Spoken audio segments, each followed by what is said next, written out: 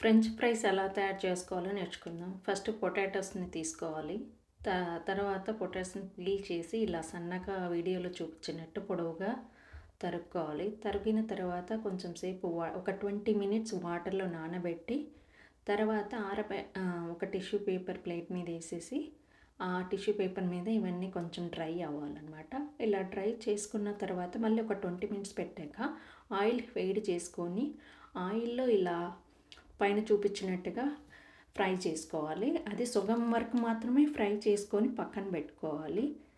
అలా అన్నీ సగం వేపుకున్న తర్వాత తీసి పక్కన పెట్టుకొని తర్వాత ఇలా చూపించినట్టు ఒక పేపర్ మీద వేసుకొని పక్కన పెట్టుకోవాలన్నమాట. ఇది ఇక్కడ చూపించినట్టు 20 మినిట్స్ ఇవన్నీ ఒక 20 మినిట్స్ అయిపోయాక నీట్గా మళ్ళీ ఇంకొకసారి వేపితే అప్పుడు క్రిస్పీగా వస్తాయి అన్నమాట. సో మళ్ళీ వీటిని వేపుతున్నాను. ఇక్కడ చూపించాను కదా, ఇక్కడ మళ్ళీ రెండోసారి వేపుతున్నాను.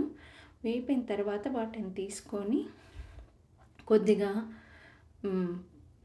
సాల్ట్ అండ్ బ్లాక్ పెప్పర్ మీకు ఇష్టమైన మసాలా యాడ్ చేసుకొని సర్వ్ చేసుకోవచ్చు. మా పిల్లలైతే చాలా ఇష్టంగా తిన్నారు.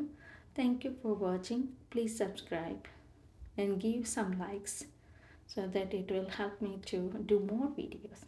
Thank you so much for watching. Thank you.